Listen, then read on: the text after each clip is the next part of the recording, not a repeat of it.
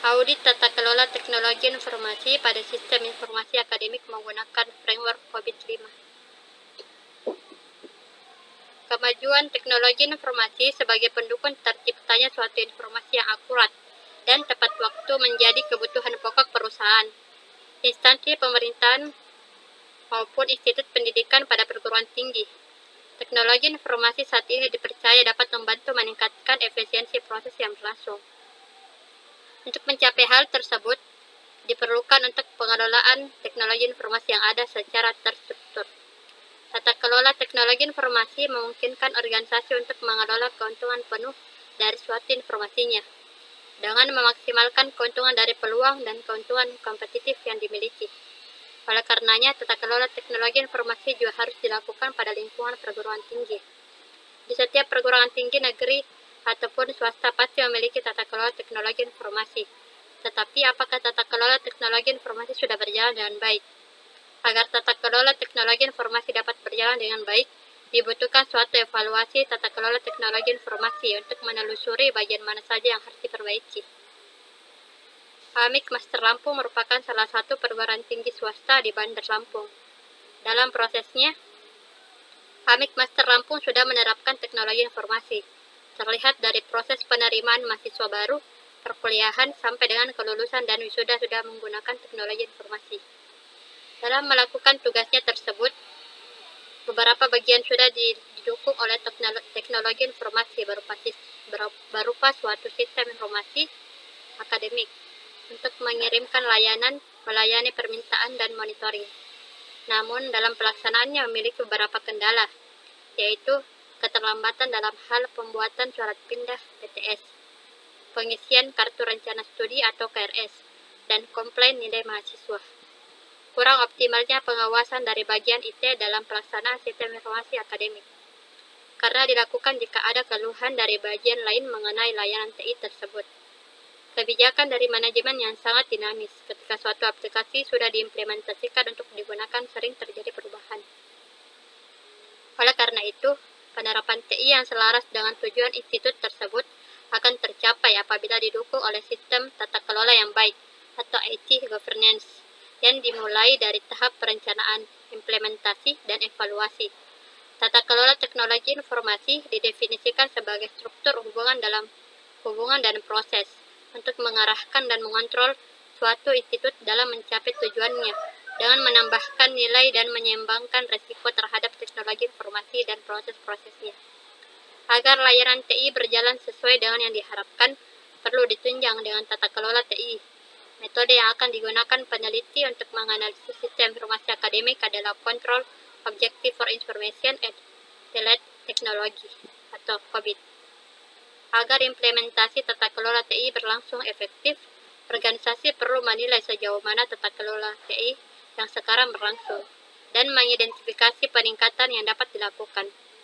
Hal tersebut berlaku pada sebuah proses yang perlu dikelola yang terkandung dalam TI dan proses tata kelola TI itu sendiri.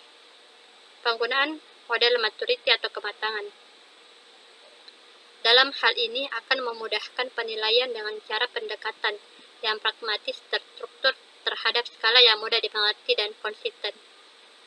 COVID merupakan seperangkat pedoman umum untuk manajemen yang dibuat oleh Information System Audit and Control Assistant dan Information Technology Governance Institute.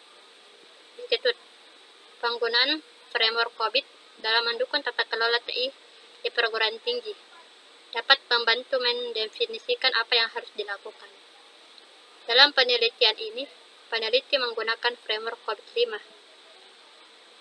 Framework COVID-5 dipilih sebagai metode untuk analisis karena membantu peneliti mendefinisikan tujuan institut yang terkait tentang realisasi manfaat, pengelolaan risiko, dan sumber daya yang akan direlasikan dengan teknologi informasi yang kemudian akan digunakan untuk menentukan proses-proses bisnis yang sesuai dengan objek penelitian.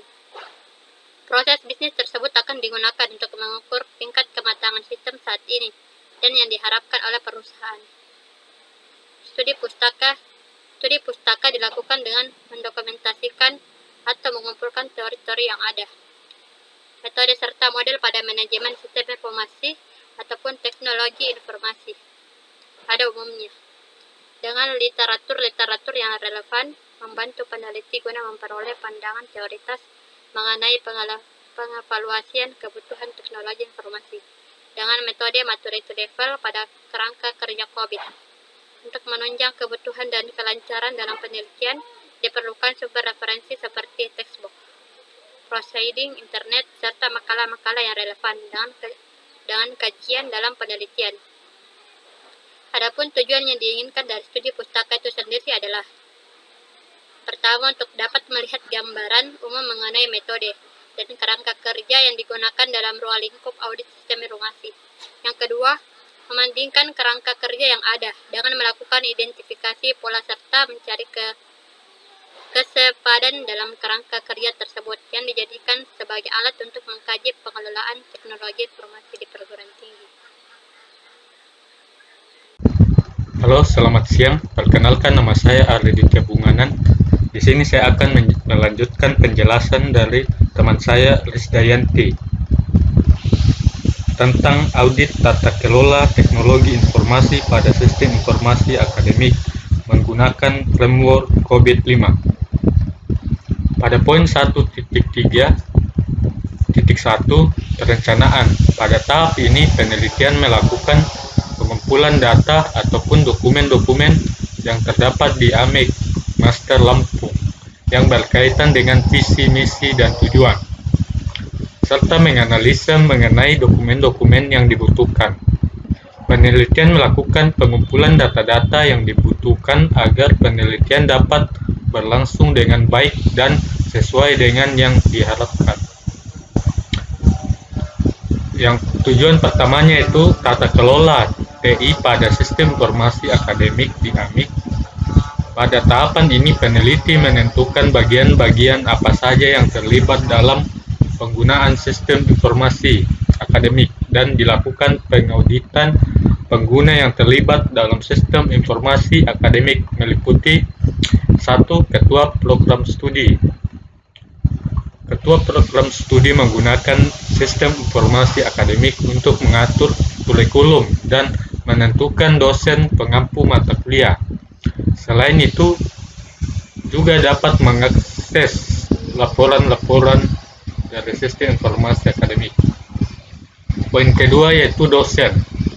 Dosen menggunakan sistem informasi akademik untuk menentukan nilai mahasiswa yang diampu dan mengakses data presensi tiap mahasiswa tersebut.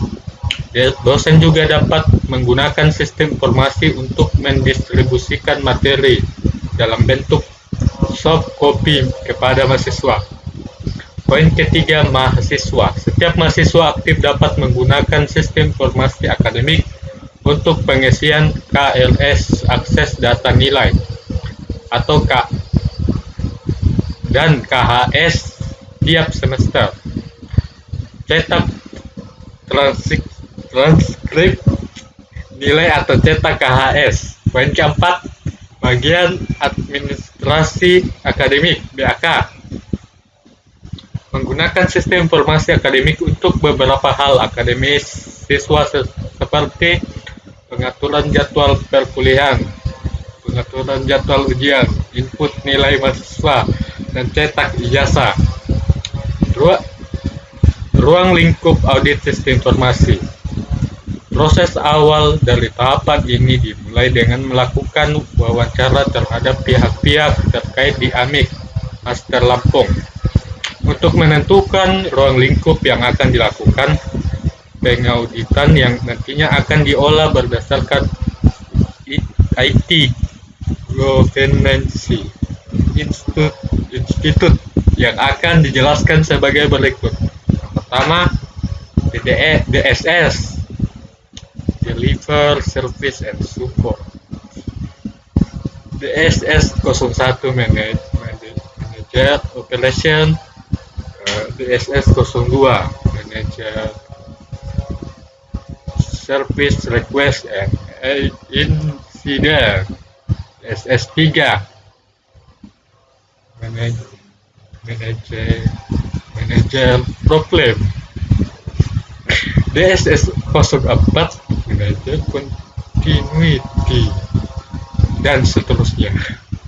Bagian B, MEA atau di kepanjangannya Monitor, Evaluate, and Access, yaitu untuk mengawasi, mengevaluasi, menilai kinerja dan kesesuaian. MEA 02 mengawasi, mengevaluasi, dan menilai sistem pengendalian internal. Dan MEA yang ketiga, MEA 03 mengawasi, mengevaluasi, menilai kepatuhan dan kebutuhan eksternal. Pada bagian 1.3.2 pemilihan model. Model dalam evaluasi teknologi informasi yang paling sering digunakan adalah model COVID-5. COVID-5 memiliki cukup 5 domain, tetapi belum tentu semua organisasi memiliki atau mencakup keseluruhan proses-proses tersebut. Domain yang akan diteliti meliput domain DSS, Deliver, Service, dan Support, dan MEA, Monitor, Evaluate, and Access. 1.3.3 pengumpulan data. Pengumpulan data dilakukan untuk memperoleh informasi yang dibutuhkan dalam mencapai tujuan yang diinginkan. Dalam melakukan penelitian batasan ruang lingkup yang berhubungan dengan DSS dan MEA. Oleh sebab itu, pengembangan sistem pengolahan data didasarkan pada indikator-indikator pencapaian yang terdapat pada masing-masing kontrol objektif. Data utama dikumpulkan dengan menggunakan kuesioner, dilengkapi dengan wawancara, observasi, serta dokumen penunjang penelitian. Pada bagian 1.3.4 yaitu pemeriksaan di lapangan. Data ini digunakan dalam proses pengauditan merupakan data primer yang diperoleh menggunakan kuesioner. Kuesioner diberikan kepada manajemen dan user di AMIK Master Lampung dengan rincian sebagai berikut. 1. Bagian A, manajemen. 1. Ketua Program Studi Manajemen Informatika. Kedua, Ketua Program Studi Akuntansi. Ketiga, Kepala BAAK. 4. Staf Administrasi Bidang Akademik. 5. Kepala Bagian IT. 6. Staf Bagian IT. Bagian B-nya yaitu user. Poin pertama, dosen manajemen informatika. Poin kedua, dosen akuntansi. Poin ketiga, mahasiswa jurusan manajemen informatika. Poin keempatnya yaitu mahasiswa jurusan akuntansi. Pada bagian 1.3.5 pengolahan data.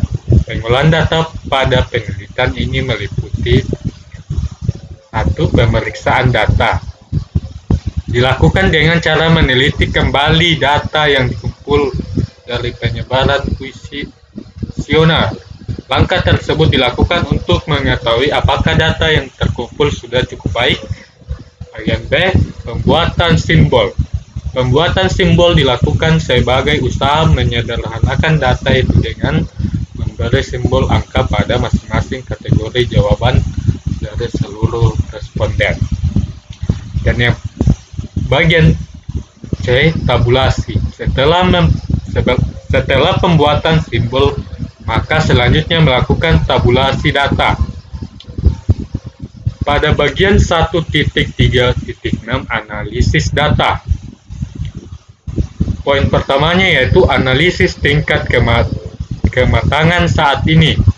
Dalam tahapan ini, penulis melakukan penilaian tingkat kematangan tata kelola IT yang disusun pada kuesioner.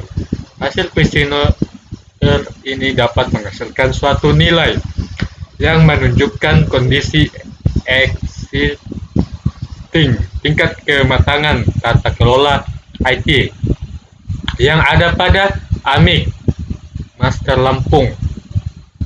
Poin Pada tahap keduanya itu analisis tingkat kematangan yang diharapkan. Pada tahap ini, penilaian tingkat kematangan yang diharapkan bertujuan untuk memberikan acuan untuk pengembangan tata kelola teknologi informasi di AMIK. Peneliti melakukan analisis tingkat kematangan tata kelola teknologi informasi yang diharapkan institusi berdasarkan nilai masing-masing atribut model kematangan yang diproses kematangan untuk proses yang dinilai.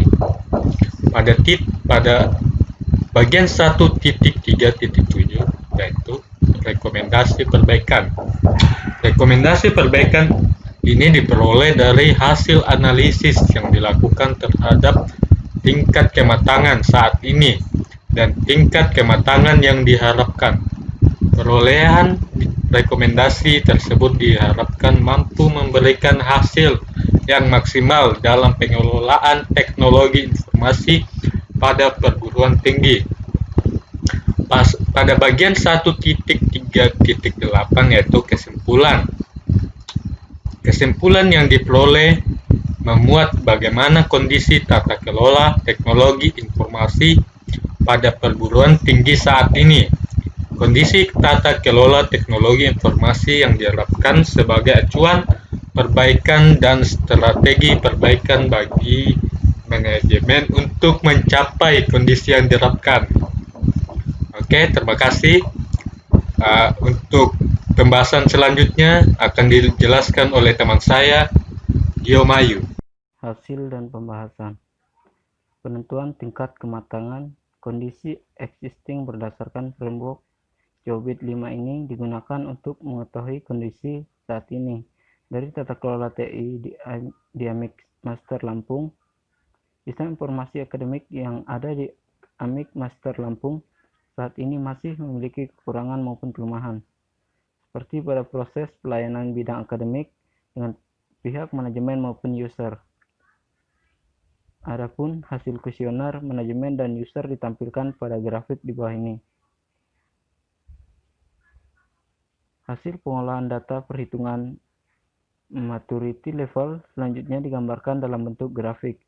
Berdasarkan gambar 4.1, grafik manajemen dan user untuk tingkat kematangan saat ini sebagian besar berada pada level 3, di mana prosedur penunjang sistem akademik telah distandarisasi dan didokumentasikan, kemudian dikomunikasikan kepada manajemen untuk selanjutnya proses-proses tersebut dikirim serta disesuaikan dengan kebutuhan yang ada. Sedangkan grafik manajemen dan user untuk tingkat kematangan yang diharapkan berada pada level 4, di mana manajemen mengawasi dan mengukur keharusan terhadap prosedur dan mengambil tindakan jika proses tidak dapat dikerjakan secara efektif. Perangkat yang digunakan dapat beroperasi secara otomatis namun tetap dalam batasan-batasan tertentu. Analisis gap kesenjangan. Analisis gap untuk manajemen. Di bawah ini kita dapat melihat tabel hasil analisis kesenjangan untuk responden manajemen. Selanjutnya, analisis gap untuk user. Tabel hasil analisis kesenjangan untuk responden user.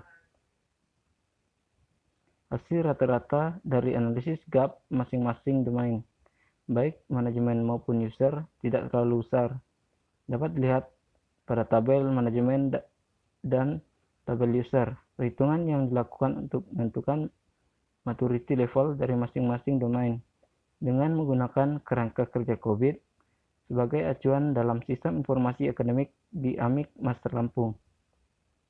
Pada tabel manajemen dapat dilihat bahwa nilai rata-rata dari tiap-tiap domain pada responden manajemen untuk tingkat kematangan kondisi saat ini, yaitu DSS 01 sebagai 3.34, kemudian DSS 02 sebagai 3.53, DSS 03 sebagai 3.82, selanjutnya DSS 04 sebagai 3.86, DSS 05 sebagai 3.25, DSS 06 sebagai 3.42, MIE 01 sebagai 3.53, MIE 02 sebagai 3.08, kemudian MIE 3 sebagai 2.93. Sedangkan nilai rata-rata pada tabel user dan tiap-tiap domain pada responden user untuk tingkat kematangan kondisi saat ini, yaitu DSS 01 sebagai 3.20, kemudian DSS 02 sebagai 3.16, kemudian DSS 03 sebagai 3.16, DSS 304 sebagai 2.93, kemudian DSS 05 sebagai 3.15, DSS 06 sebagai 3.20, MIE 01 sebagai 3.06, kemudian MIE 02 sebagai 2.89, kemudian MIE 03 sebagai 3.03.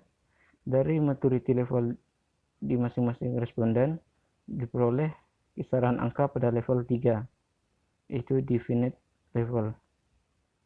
Kemudian rekomendasi berdasarkan analisis gap yang dapat